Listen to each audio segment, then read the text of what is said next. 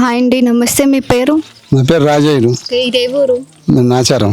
Okay, ఇక్కడ మీరు ఏం చేస్తూ ఉంటారు? మేము వ్యవసాయం చేస్తాం. వ్యవసాయమా? ఓకే, ఇక్కడ ఎమ్మెల్యే ఎవరు? శ్రీధర్ బాబు. ఓకే, ఇక్కడ ఇందిరమ్మ ఇల్లులు అవన్నీ వచ్చాయా? వచ్చినాయి, 130 ఇళ్ళు వచ్చినాయి. ఆయన గురించి ఏమైనా చెప్తారా? ఇక ఆయన గురించి చెప్తే తెల్లారది, అంత చరిత్ర ఉంది ఆయనది. మాజీ ఎమ్మెల్యే ఉన్నప్పుడు డెవలప్మెంట్స్ ఎలా ఉన్నాయి, ఇప్పుడు ఎలా ఉన్నాయి శ్రీధర్ బాబు గారు వచ్చాక? అప్పుడు శ్రీధర్ బాబు ఉన్నప్పుడు చేసిన పనులే, ఇప్పుడు శ్రీధర్ బాబు ఉన్నప్పుడు చేసిన పనులే. రోడ్స్ కానీ స్కూల్స్ కానీ ఏమన్నా డెవలప్మెంట్?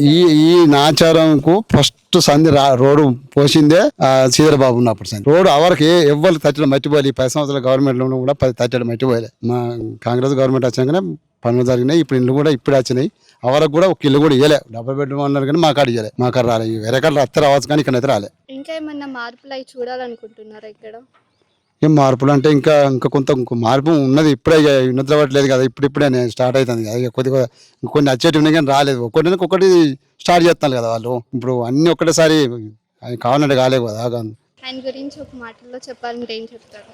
ఇక ఆయన గురించి చెప్పాలంటే, వాళ్ళ అయ్య గురించి చెప్పాలంటే ఇక అది అప్పటి నుండి ఉన్నదే. వాళ్ళకు మంచి మనస్తత్వం ఉన్న వ్యక్తులు వాళ్ళు.